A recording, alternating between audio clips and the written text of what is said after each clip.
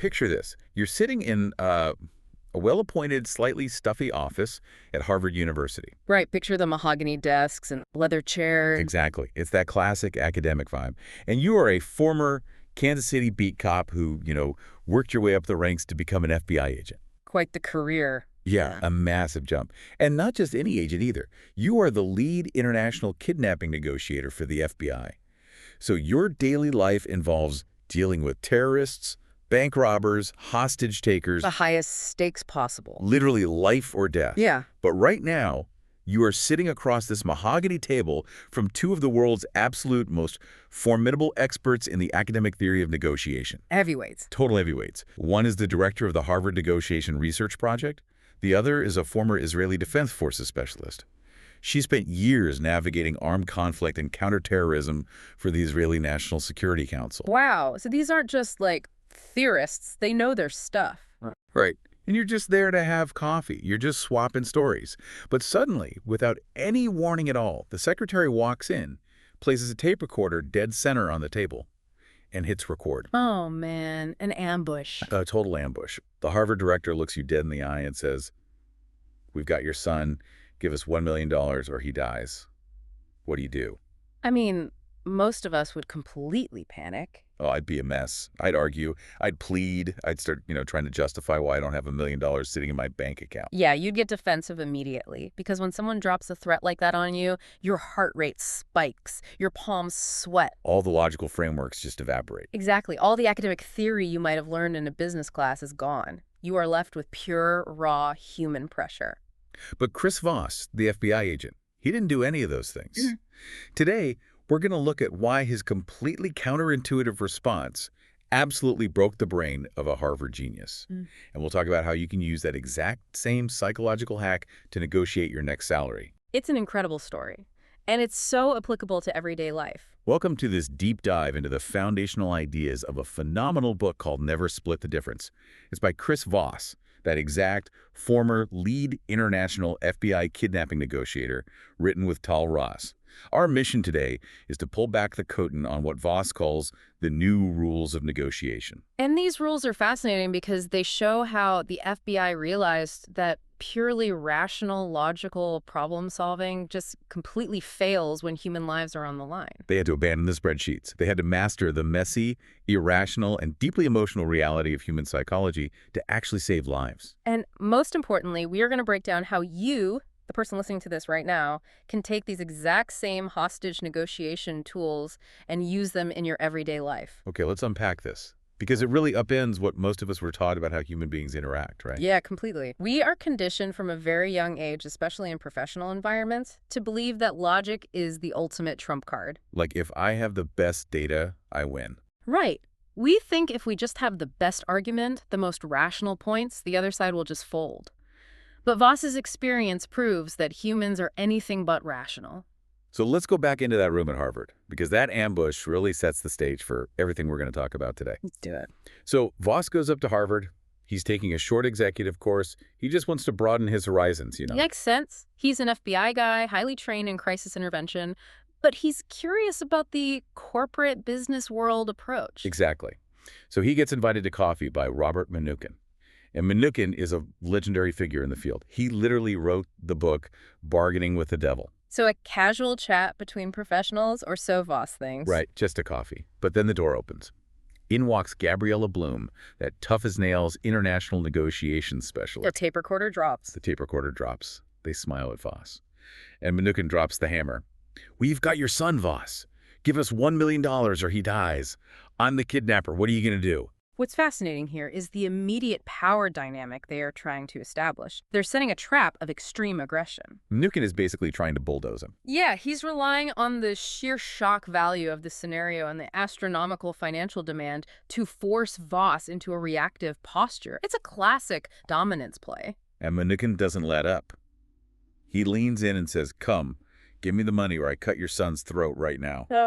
He's getting testy, pushing the pace. Trying to induce a panic response. But Voss's response is just cinematic. He doesn't flinch.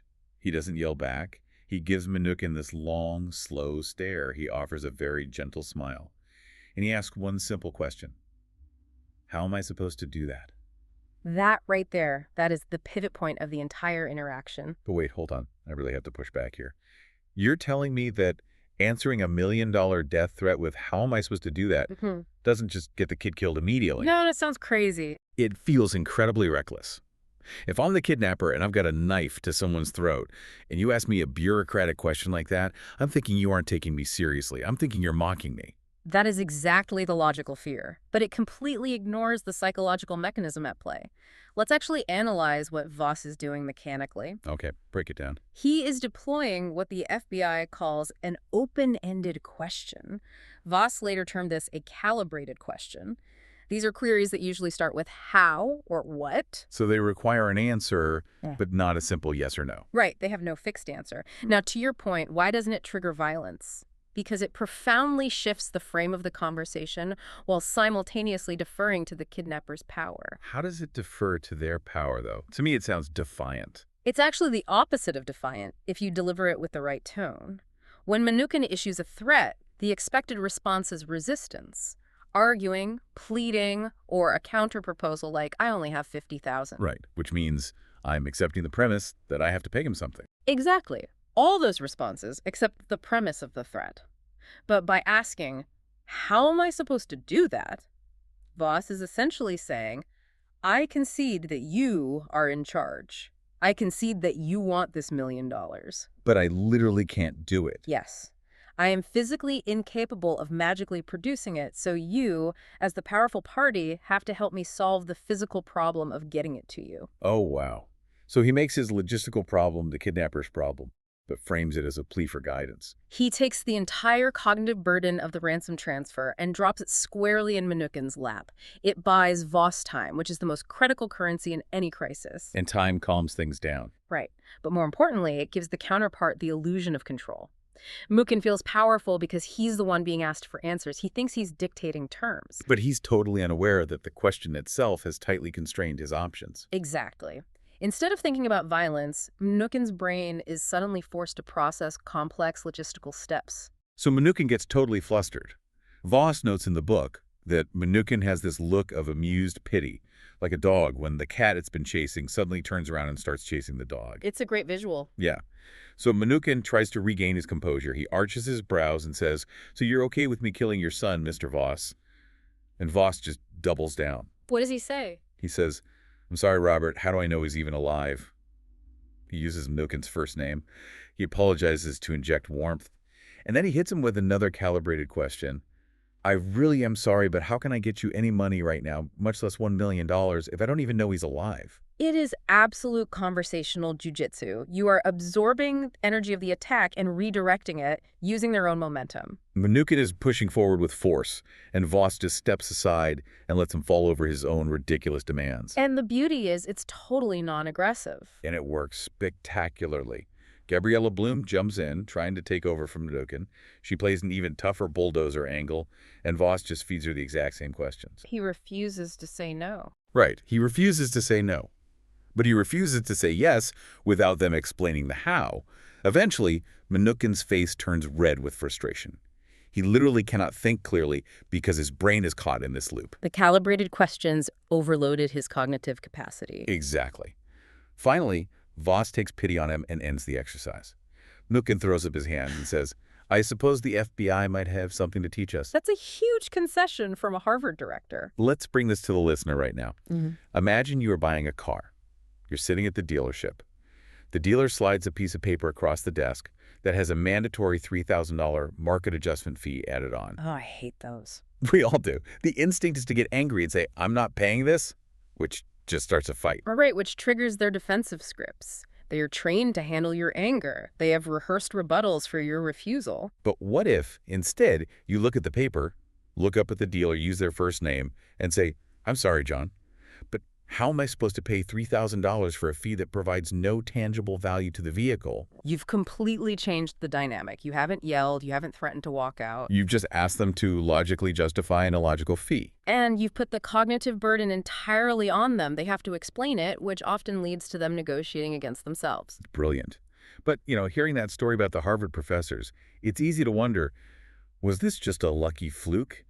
Did Voss just catch Mnookin before he'd had his morning coffee? It's a fair question. Well, a year later, Voss proves it in a setting that is arguably even more intimidating. The 2006 Harvard Law School Winter Negotiation course. This is where the methodology truly gets stress tested against the best academic minds in the world. Let's paint the picture for this one. Voss talks his way into this prestigious class. We're talking about 144 of the brightest, most intensely competitive minds, top-tier students from Harvard, MIT, Tufts. As Voss puts it, this is the Olympic trials for negotiating. And he is the only outsider, the only guy who didn't go to an Ivy League school. The instructor is Sheila Heen, another major figure in the field of conflict resolution. And what's the setup for the class? They are doing mock negotiations. They are set up as simple buyer-seller scenarios. Each person is given a sheet of paper with their absolute ceiling or floor their budget limits, and Voss gets paired with the student he refers to as Andy. Andy represents an archetype that is very familiar in these elite academic circles. The brilliant, hyper-confident, flawlessly prepared student. He's a languid redhead who wears his intellectual superiority like he wears his khakis, with total relaxed confidence. I can picture him perfectly. Andy's strategy is to throw out an offer and back it up with an airtight, rationally inescapable logic trap. He has the math. He has the market comparables. He has a perfect bulletproof argument. And what does Voss do? Voss just sits there and repeatedly asks variations of, how am I supposed to do that? The dissonance for Andy must have been agonizing. Andy is playing a game of pure logic, and Voss is refusing to acknowledge the rules of that game. The result is total destruction.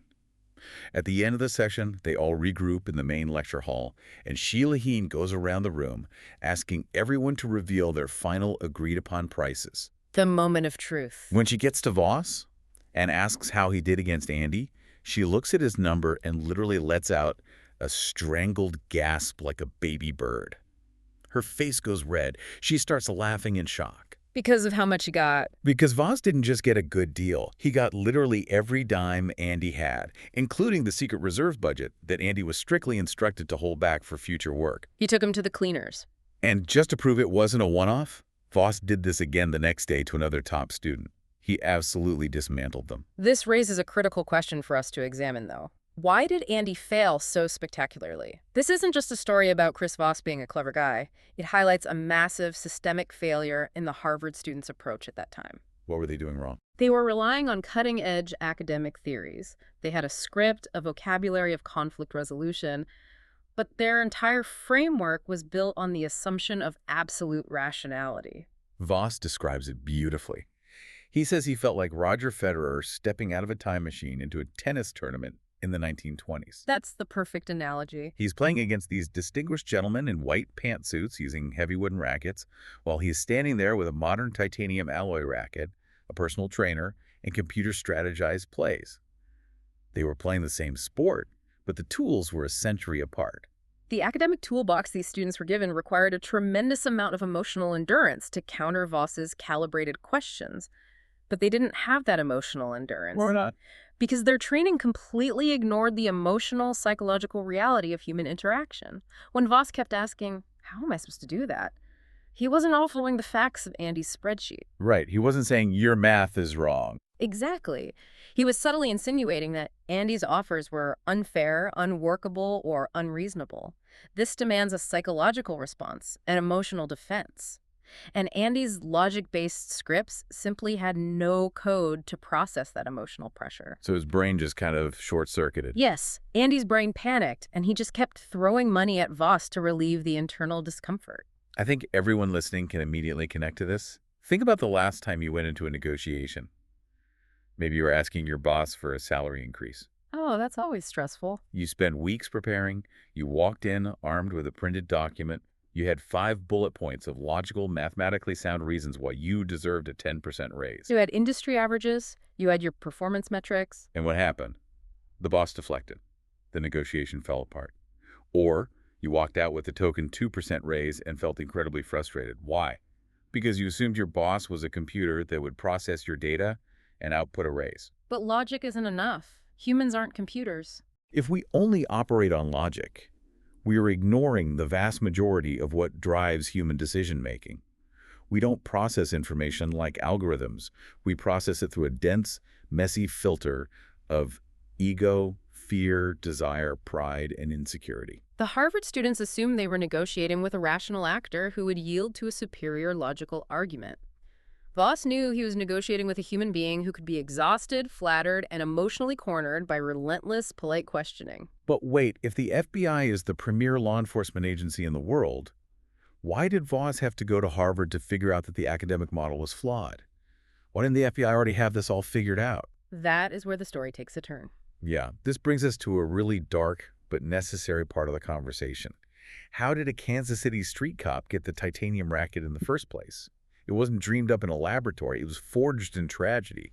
We have to look at the bloody history that completely changed the rules for law enforcement. It is a sobering history, but it is absolutely essential to understand why this profound shift in communication strategy occurred. Because before this, the strategy was pretty brutal, right? Very.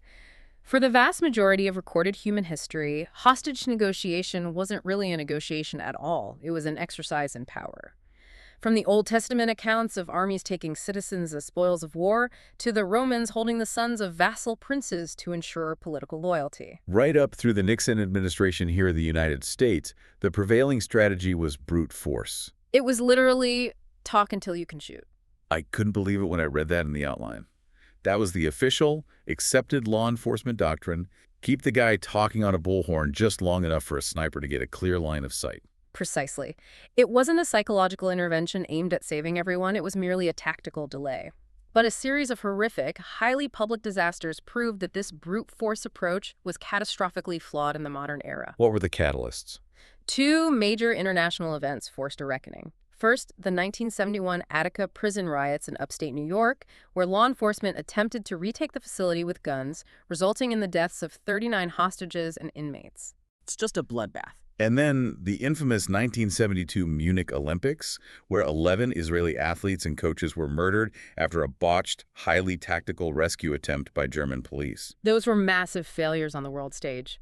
But there is one specific, pivotal event right here in the U.S. that forced American law enforcement to change its DNA. October 4th, 1971, the tarmac in Jacksonville, Florida. The George Gift Jr. hijacking. It is the watershed moment for crisis negotiation. Let's set the scene for the listener because the context really matters here. The United States in the early 1970s is going through an absolute epidemic of airline hijackings. It's almost hard to comprehend today, but in 1970, there were 5 hijackings in a single 3-day period. The atmosphere was incredibly tense. George Gift Jr., who has a history of severe mental instability, hijacks a chartered plane out of Nashville. His ultimate goal is to get to the Bahamas. The plane needs fuel, so they are forced to land in Jacksonville, Florida. Now here's the crucial detail. When the plane lands, things are actually de-escalating. Really? Like he was calming down. They were. This is what makes the outcome so tragic. While on the tarmac, 2 of the hostages had managed to establish a rapport with GIF. They talked him into letting them go. They safely walked off the plane. So a spontaneous, organic de-escalation was occurring. Exactly. GIF's emotional temperature was slowly dropping. But the FBI agents on the ground didn't see it that way. They were operating under that old brute force doctrine. They got impatient. They decided they absolutely could not let that plane take off A again. tactical decision. Right, so they shoot out the engine of the plane to disable it. And the result is immediate, violent, and completely predictable in hindsight. In response to the gunfire, GIF executes the nuclear option. He murders his estranged wife, who was a hostage. He murders the pilot, and then he kills himself. 3 people dead, directly because the FBI escalated the situation tactically. The physiological reaction there is key. By shooting the engine, the FBI induced a massive, instantaneous cortisol and adrenaline spike in a man who was already deeply unstable. They cornered an animal. And the fallout from this wasn't just public outrage or bad press, was it? No, it was a profound foundational legal shift. The families of the pilot and GIF's daughter filed a wrongful death suit alleging gross negligence by the FBI, and the courts agreed with them. Here's where it gets really interesting. The FBI, this massive, hypermasculine tactical organization, was literally sued into becoming empathetic. That is exactly what happened. The 1975 landmark decision, Downs v. United States, is the cornerstone of modern crisis intervention. The U.S. Court of Appeals explicitly condemned the FBI's actions in Jacksonville. What does the judges say? They stated that the FBI turned what had been a successful waiting game into a fatal shooting match. The legal mandate handed down was clear and uncompromising. Moving forward, a reasonable attempt at negotiations must be made prior to a tactical intervention. I really want to pause and look at that phrase, waiting game.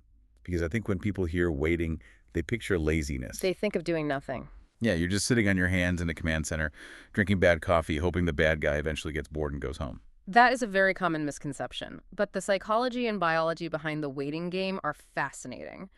Waiting in the context of a crisis is one of the most active psychological strategies you can employ. It's rooted in human biology. When a hostage taker initiates a crisis, when they pull a gun or hijack a plane, their emotional state is redlining. They are operating on pure adrenaline, fear, rage, and aggression. But you can't stay in that state forever, right? Exactly. Human beings biologically cannot sustain that level of extreme emotional arousal indefinitely. The endocrine system eventually exhausts itself. Adrenaline actually has a half-life in the body. Oh, wow. So it physically decays. Yes.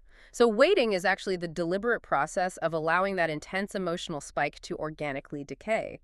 You are letting their physiology return to a baseline where rational thought might be possible again. So by shooting the engine, the FBI basically injected a massive fresh dose of adrenaline and panic back into a system that was naturally cooling down. They triggered a fatal reactive panic. Precisely.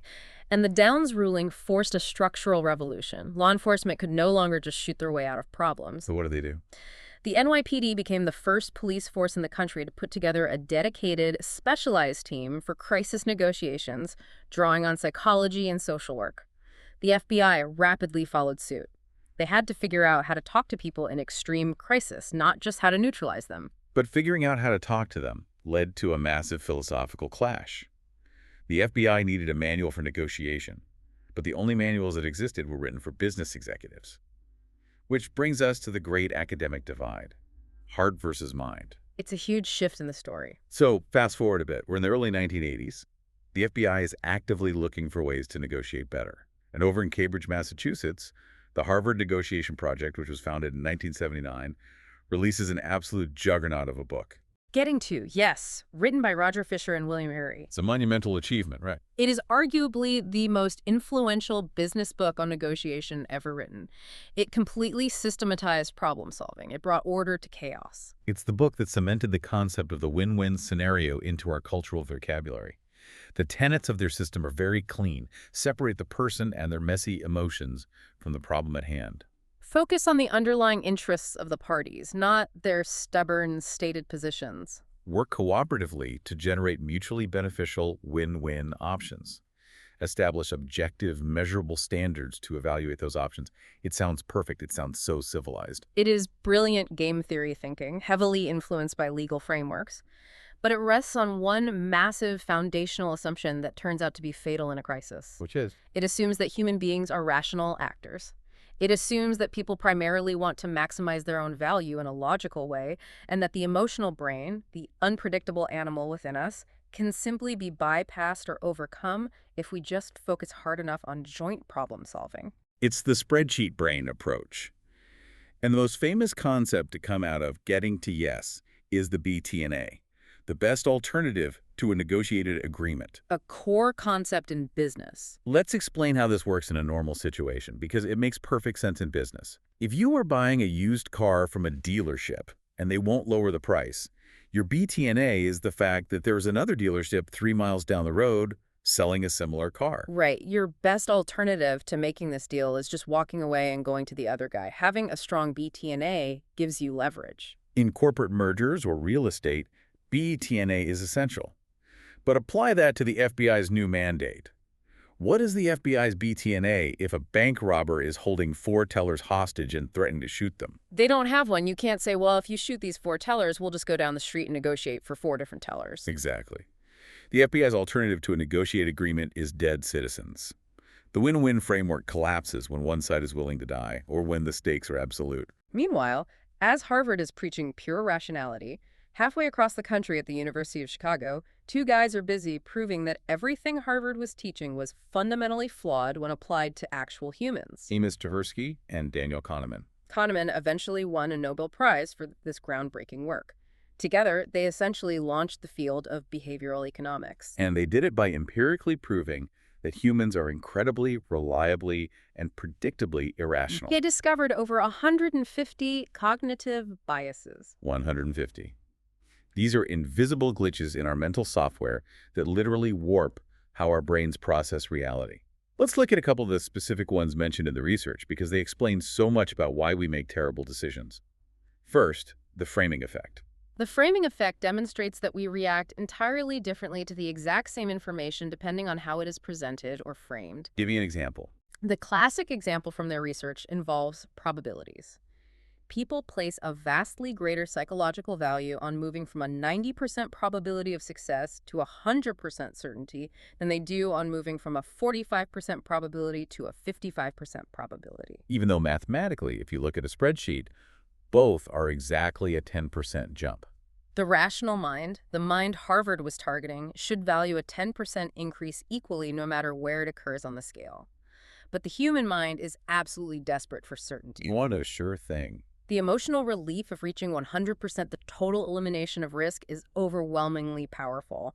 We will pay a massive premium or make irrational concessions just to get that feeling of zero risk. Think about medical diagnoses. If a doctor says a surgery has a 90% survival rate, we are terrified of the 10% chance of death. If they say a different procedure guarantees survival, we will choose it even if the side effects are horrific, just to buy that 10% jump to certainty. And then there is prospect theory and loss aversion, which is probably Kahneman's most famous discovery. This blew my mind when I first learned about it. People are statistically more likely to take action to avert a loss than they are to achieve an equal gain. Yes. Let's make that real for the listener. You will fight twice as hard, you will expend significantly more energy to keep someone from stealing a $10 bill out of your wallet than you will work to find a $10 bill on the sidewalk. Losing hurts more than winning feels good. Kahneman eventually codified all of this decades of research in his 2011 masterpiece, Thinking Fast and Slow.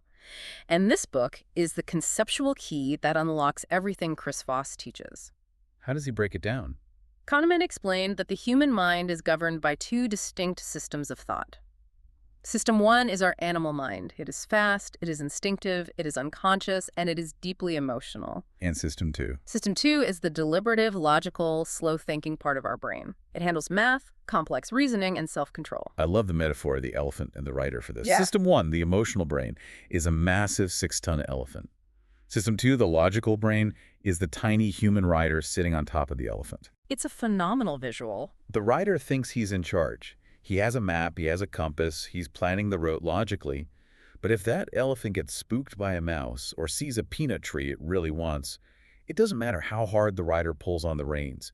The elephant is going where it wants to go. And here is Kahneman's critical insight, the paradigm shift that changed psychology.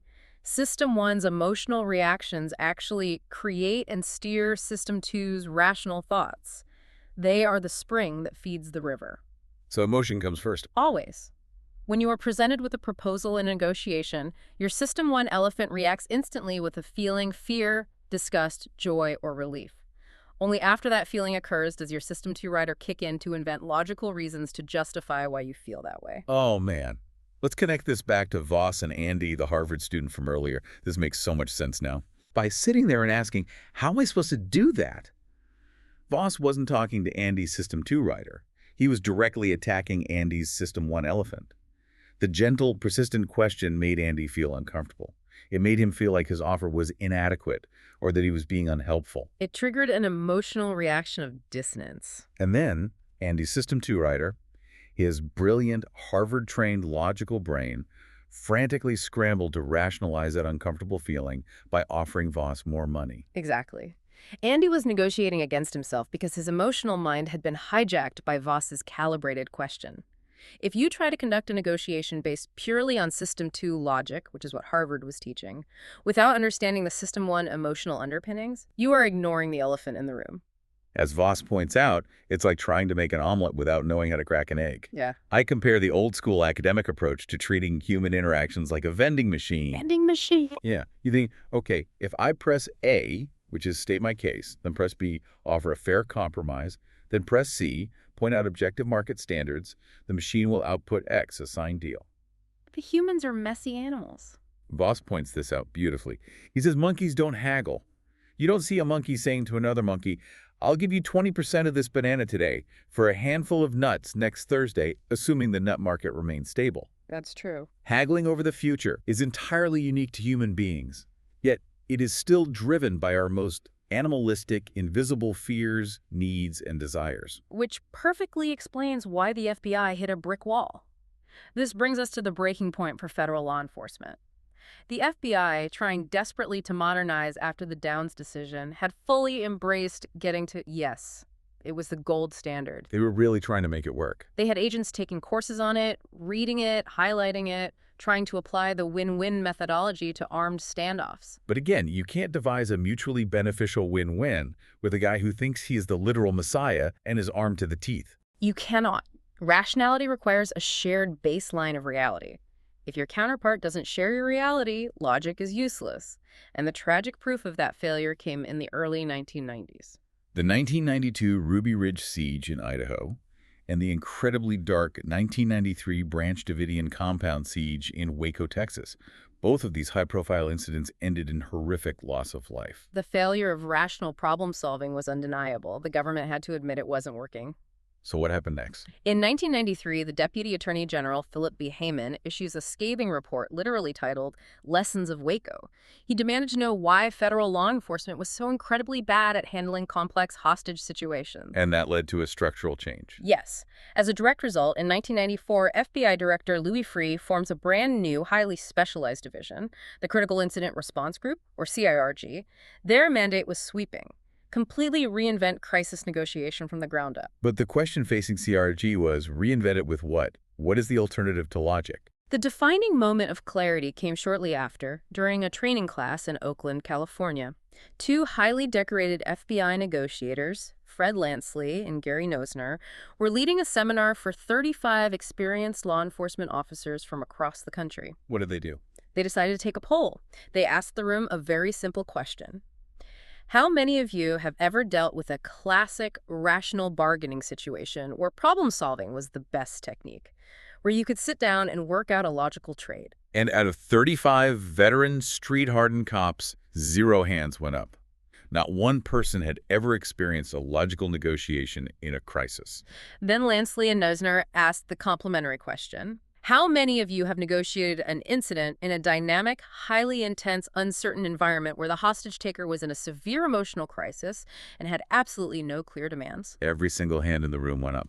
And there it is, the absolute death knell for getting to yes in crisis situations.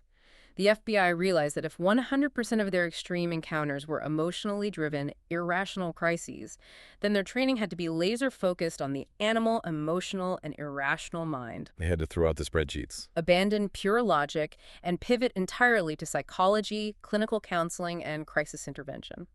And from this profound pivot, a concept is born that is central to the entire philosophy of Voss's work. Tactical empathy. Yeah. I want to spend some time here because people hear the word empathy and they think it means sympathy. Which is a huge mistake. They think it means agreeing with the bad guy or feeling sorry for them or being soft. But Voss describes tactical empathy as listening as a martial art. It is this incredible balance of high emotional intelligence combined with ruthless, assertive influence. It is crucial to separate empathy from sympathy. Sympathy is feeling compassion for someone. Empathy is simply understanding their perspective, seeing the world through their eyes, even if you find their worldview completely abhorrent. So how does listening work tactically? Let's dig into why listening, which most Type A professionals consider a passive, weak activity, is actually the ultimate tactical weapon. The FBI started looking deeply into clinical psychotherapy research, and what they found was profound. What happens mechanically in the brain? When a person feels intensely, deeply listened to, a literal physiological and psychological shift occurs in their brain. When you reflect someone's reality back to them without judgment, their defensive posture drops. the amygdala, the fear center of the brain, literally dials down its activity. So they physically calm down. As their anxiety decreases, they actually begin to listen to themselves more carefully. They start to evaluate their own irrational thoughts. They become less oppositional, and suddenly their System 2 writer can get back on the elephant. They open up to other viewpoints. So by listening, you aren't just politely gathering information so you can formulate your next argument. You are actively, biologically altering the brain state of the person you are talking to. Exactly. Listening is not passive absorption. It is the cheapest, most active concession a negotiator can make. You give them the feeling of being understood, and in return, you gain access to their emotional control panel. It is active manipulation of the emotional environment. Okay, so we've talked about kidnappers, cult leaders, and hijackers on tarmacs. And I can imagine you, the listener, driving your car right now thinking, this is incredibly interesting history, but I am a software sales rep in Ohio. I don't deal with terrorists. How does any of this apply to me? It applies to everything. Well, the core premise of Voss's work is this. Life is negotiation. Every single interaction where you want something from someone else or they want something from you is a negotiation. It all boils down to two fundamental animalistic words. I I want want a 10% raise. Yeah. I want to pay $20,000 for that car, not $25,000. I want my team to adopt this new software platform. Or my personal favorite daily hostage situation. I want you, my stubborn toddler, to put your pajamas on and go to sleep at 9 p.m. The first step for anyone trying to implement these FBI tools is a massive internal mindset shift. You have to get over your natural, conditioned aversion to negotiation. Those people hate it. They do, because they equate it with conflict, browbeating, or grinding someone down. They feel it's impolite to push back. I hate negotiating. It feels adversarial. I always just want to split the difference so we can both go home happy, which is exactly the title of the book, Never Split the Difference. But that's where the hostage negotiator constraint changes everything. Think about it. A hostage negotiator has a profoundly unique role. They cannot compromise. Right. They can't say, you have 4 hostages, let's split the difference, give me 2, and you can kill the other 2 and we'll call it a day. They must get 100% of what they want. They can give back absolutely nothing of substance in return. And here's the kicker.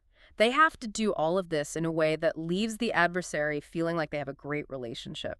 That's wild. They have to make the bad guy feel good about losing. It is, as Voss says, emotional intelligence on steroids. And that is the toolkit Voss is offering to us. It's how to get everything you want without damaging the relationship. Yeah. We're going to guide you through a roadmap of these specific tools. We won't just list them. We're going to look at the mechanics of how they work and how you can use them tomorrow morning. Let's start with the foundation.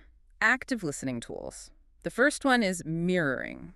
Mirroring is incredibly simple to execute, but biologically profound. It involves simply repeating the last 1 to 3 words of what your counterpart just said, phrasing it as a question. Let's do an example. Let's say I'm dealing with a vague boss who gives terrible instructions. My boss walks by my desk and says, I need you to completely overhaul the quarterly presentation by tomorrow. It's just not hitting the right notes.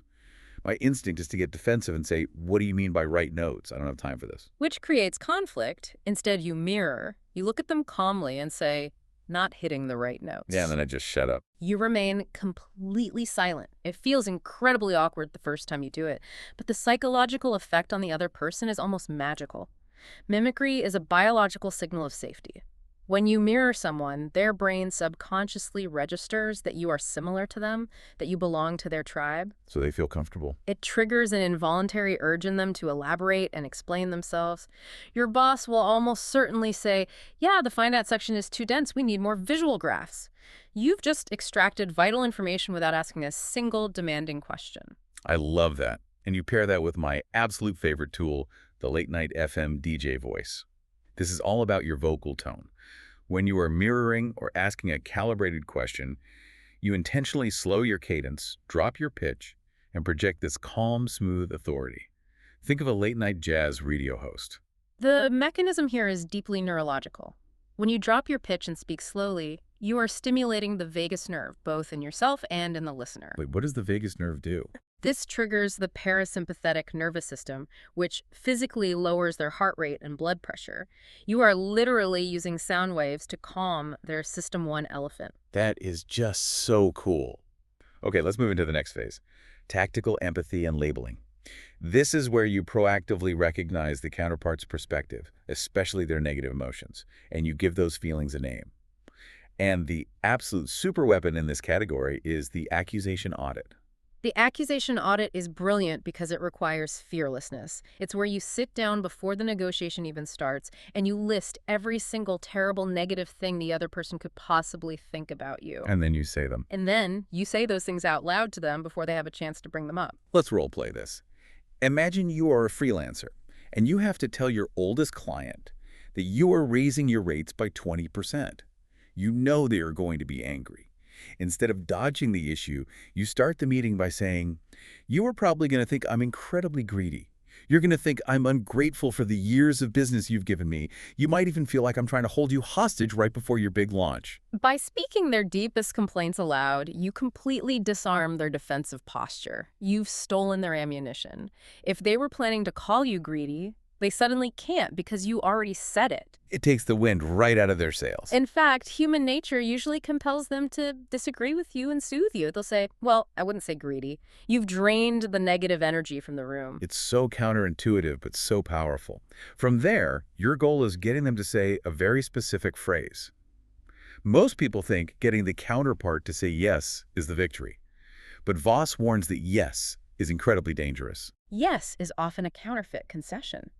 Think about how often a telemarketer corners you and you just say, yes, yes, sure, just to get them off the phone. Oh, all the time. It's a defense mechanism. It's a way to make the pressure stop without actually committing to anything. Instead, you want to get them to say, "That's right." You achieve this by using summaries.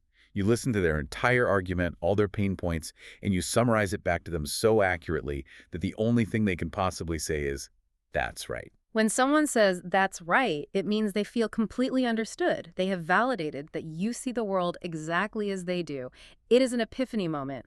Once you hit, that's right, the negotiation can finally move forward collaboratively. And paradoxically, while you are avoiding the word yes, you also need to learn the power of no.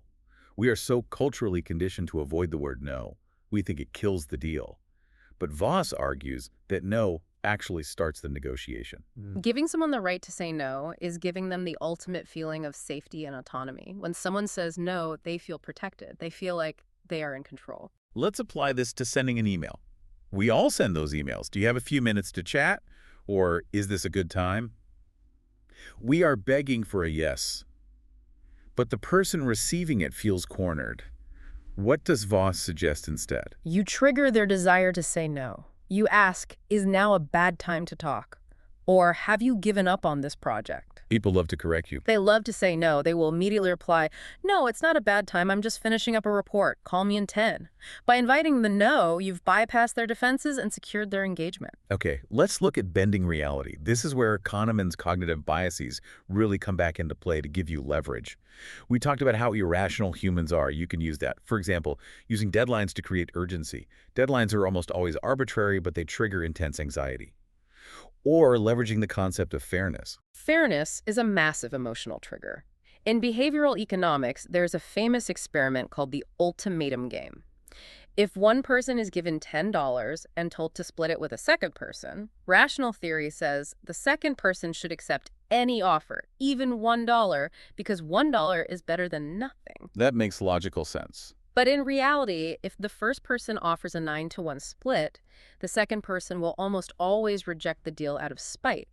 They will choose to get nothing just to punish the other person for being unfair. Humans will blow up a perfectly good deal if their System 1 elephant feels like they are being treated unfairly.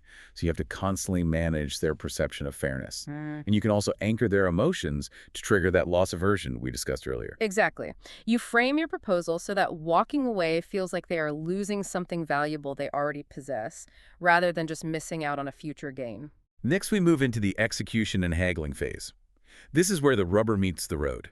You've built empathy, you've bypassed their defenses, but now you actually have to agree on a price or a timeline. This is where the calibrated questions from the Harvard ambush come back in. How am I best to do that? Or what happens if we fail to meet this deadline? Because as Voss points out, yes is nothing without how. If you don't negotiate the implementation, the actual steps of how the deal will be executed, the deal will fall apart the next day. The counterpart will just passively resist. Oh. But what about the actual haggling?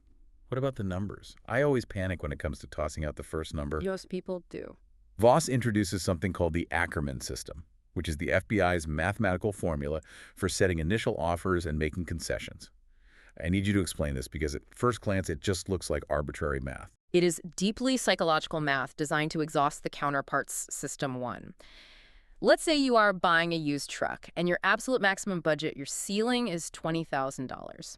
The Ackerman system dictates a very specific four-step process for your offers. First, your initial offer should be extreme, exactly 65% of your target price. So you offer $13,000. Which feels terrifyingly low. They might get insulted. You manage that insult with tactical empathy and accusation audits before you drop the number. The extreme anchor shocks their system. When they inevitably counter higher, you don't just jump to the middle. You make 3 subsequent counteroffers at decreasing increments, 85%, then 95%, and finally 100% of your target. So your offers would be $13,000, then $17,000, then $19,000, and finally $20,000.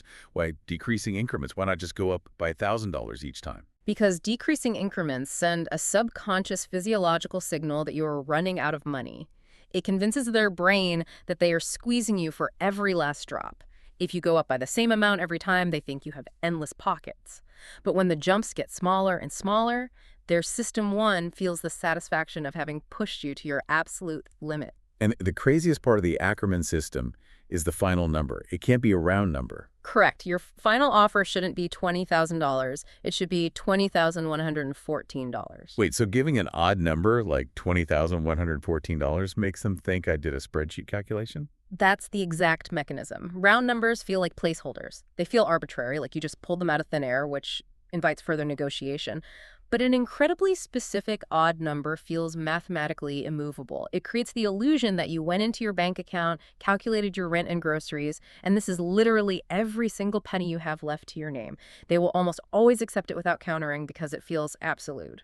That is just incredible. And finally, we reach the pinnacle of the methodology, the black swan. The namesake of Voss's consulting group.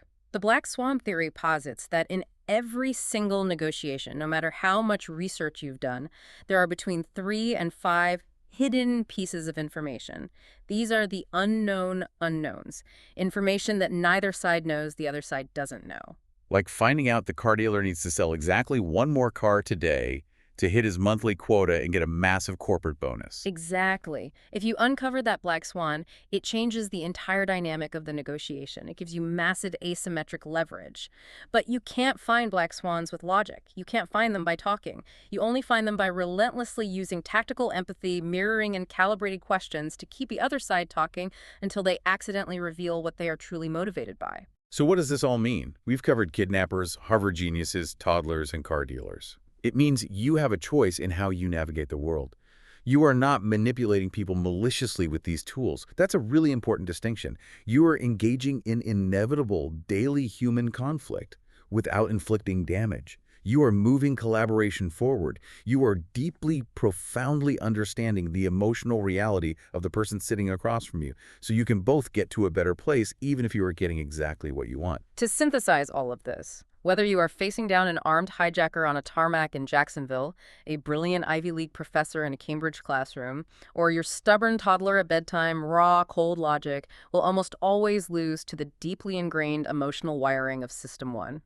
We are emotional animals first, rational thinkers second. We have to remember that. If you want to change someone's mind, if you want to influence their behavior safely and effectively, you cannot start by handing a spreadsheet to their logical System 2 writer.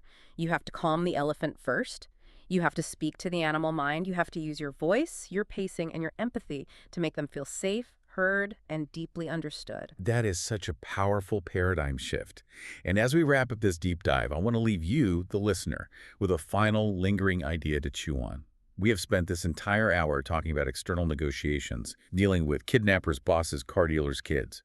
But if it is true that human beings are fundamentally driven by these invisible fears, cognitive biases, and intense System 1 emotional reactions, consider your own internal dialogues. Yeah, that's an interesting angle. Think about it. What if the absolute toughest negotiations you face in your entire life aren't with your spouse or your boss, but with yourself?